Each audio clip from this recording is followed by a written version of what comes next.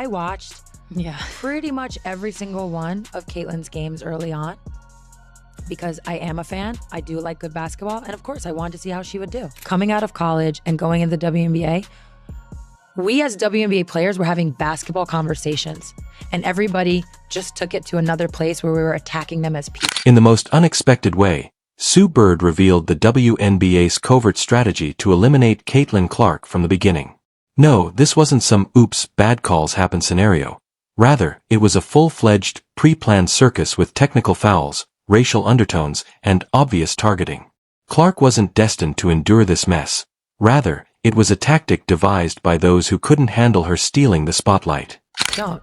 And it actually, we talked about this before, like the fan that went hard at Caitlin at the Connecticut Sun game in game 1 or 2, I can't remember, where there was an interaction where the fan almost got ejected. It's like, none of this is okay. And we never accept it. We never accept this on the men's side. The WNBA's new strategy seems to be jealousy and drama, so Kathy Angelbert and her group of referees knew exactly what they were doing.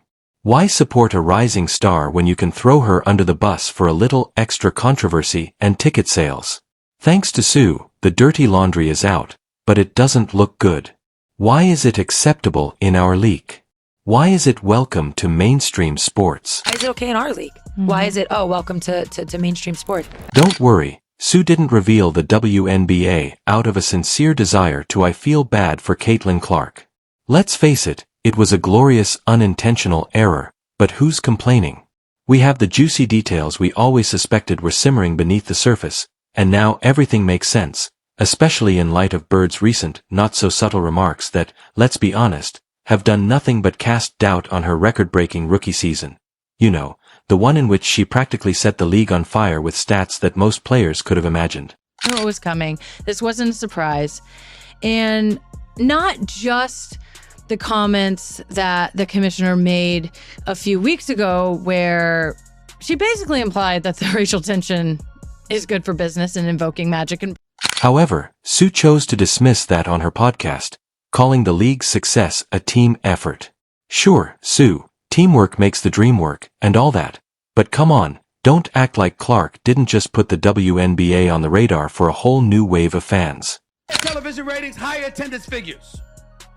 Ladies and gentlemen, that doesn't come courtesy of a league. It comes courtesy of the players that play in the league. And in her case, she was the most popular, which means she could have helped your bottom line, which means you should have seen that from day one and maximized it. Critics were quick to notice the vibe as well. Was Bird simply being philosophical, or was she subtly making fun of Clark? It sounded like an attempt to ruin the day of someone who has been breaking records and stealing the limelight without exerting much effort. Not good for business is never good for business. And sort of sidestep the question about racism and misogyny and hate that the players are receiving online, basically saying like, don't go on social media or, it's sort of not. And then there's the faint murmur that this might be jealous discomfort rather than just some harmless commentary. Perhaps it's just tough love from a veteran, or perhaps it's something a little more intimate. After all, Clark's rise hasn't been subtle. It's been meteoric. She's accomplished in a year what some players never come close to in a decade, and let's face it, for someone who's been around for as long as Bird, witnessing a rookie grab all the attention, this is where it gets really spicy, but it might sting a little. The bigger question isn't just about Bird's remarks, it's also about whether the WNBA leadership was secretly trying to prevent Clark from shining too brightly.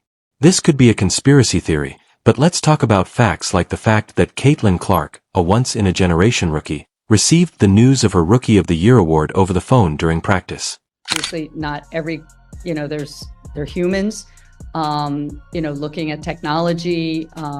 Basketball is a little more complex than tennis, for instance, around technology of officiating. So we're looking at a variety of different dimensions. In Connecticut, there is no fanfare or celebration prior to a playoff game. I don't know what screams, "We don't want to make a big deal out of you," but she was told over the phone that her dry cleaning was ready. And then there's... I got a technical for basically being mad at myself because I missed the three and then I went and hit the backboard, and he told me it was disrespectful to the game of basketball. Oh, the officiating. Remember how the referee called it disrespectful to the game when Clark struck the backboard in frustration after missing a shot and received a technical foul? Meanwhile, veterans like Diana Taurasi performed worse and received little more than a sidelong glance from the officials. Out of college and going into the WNBA, we as WNBA players were having basketball conversations, and everybody just took it to another place where we were attacking them as. The double standard is so apparent, it might as well have neon lights surrounding it. It's like they had one rule book for Clark and another for everyone else.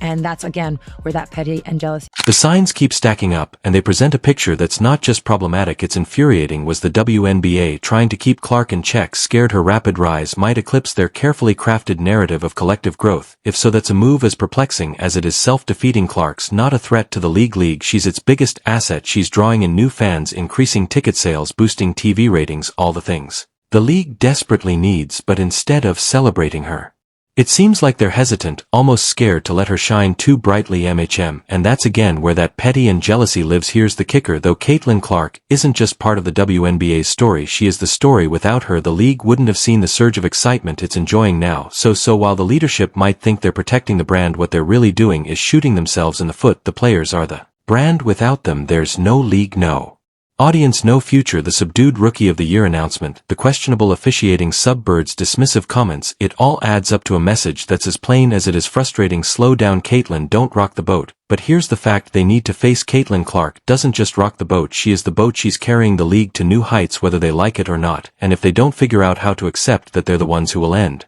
up sinking. There's one thing I want to reset, that we want to reset, and it's the language being used around fans. Fever fans, Caitlin fans, new fans. That actually has to go. That has to go. I understand why at times it's been used. It's kind of just when you're in an interview and you get asked a question, it's kind of easy to go, oh, the Fever fan base. Yeah, what do you mean by that? That has to go. Oh, these new fans. It has to go because it's not the Fever fans.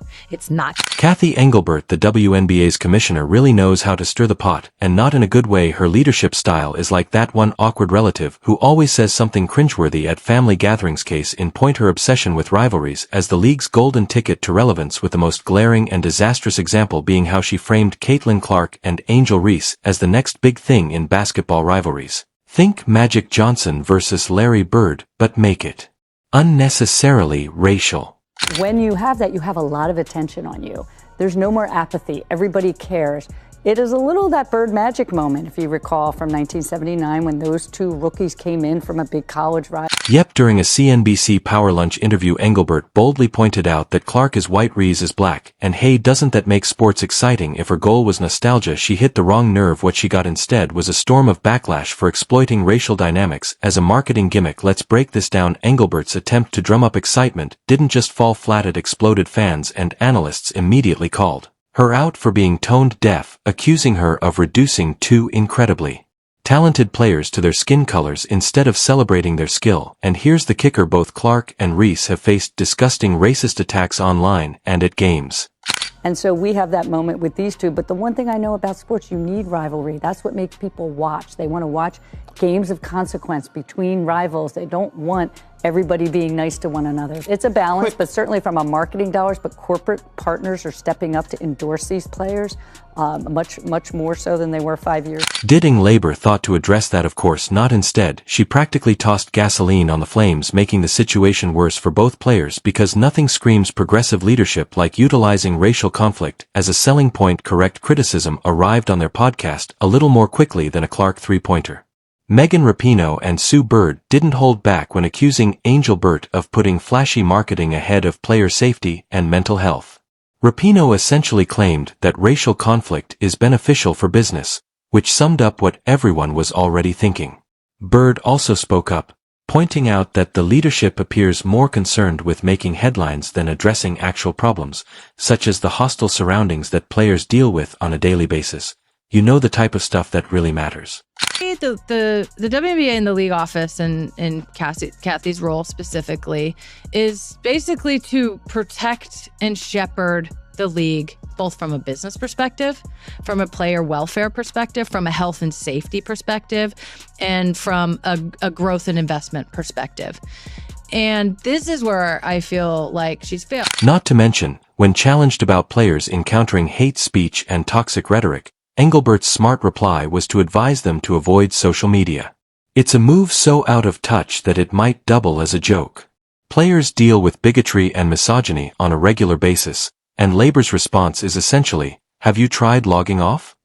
Not come out of college with the same level of popularity, scrutiny, all of it. Nobody has. Caitlyn is one of one. There's zero doubt about it. However, the problems extend beyond her racialized marketing blenders. Instead of showcasing Clark and REE as trailblazers for the league's future, Engelbert has turned them into symbols of division, drawing attention away from their talent and towards needless controversy. Her obsession with rivalries may sound like a good idea in a marketing meeting, but in reality, it reduces complex athletes into cheap narratives, and when those narratives lean on race, the damage is multiplied. Caitlyn continuing to impress and she's going to break records nonstop for the next couple of years. Yeah. It's just going to be a constant record. The fact that this strategy is escalating fan wars doesn't help. Subbard's remarks about toxic Caitlyn fans criticizing the new supporters of battling with the league's long-standing community, rather than praising the WNBA's rising popularity, added fuel to the flames. Instead of bringing supporters together, Bird's comments came across as condescending. Critics have noted that this narrative of fan toxicity merely serves to widen rifts, transforming what ought to be a celebratory time into yet another source of conflict. They concluded that they decided that they were going to let her know she was Rookie of the Year with a phone call in Connecticut during a practice before a playoff game. You can't make this. The irony here is that the WNBA has long branded itself as a progressive league, a champion of diversity, inclusion, and player voices, yet Engelbert's tactics are tearing holes in that image faster than the league can patch them up. By leaning into racial tropes, she is endangering years of advancement and fostering a climate that is both detrimental and ineffective. Both players and supporters are wondering if the league's leadership truly reflects its purported ideals. The bottom line, in addition to being terrible publicity, Engelbert's obsession with rivalries and surface-level drama betrays the values of the WNBA, and if she doesn't change her return to what actually matters, safeguarding players, promoting unity, and honoring talent, this so-called leadership could lead the league down a path from which it may never fully recover.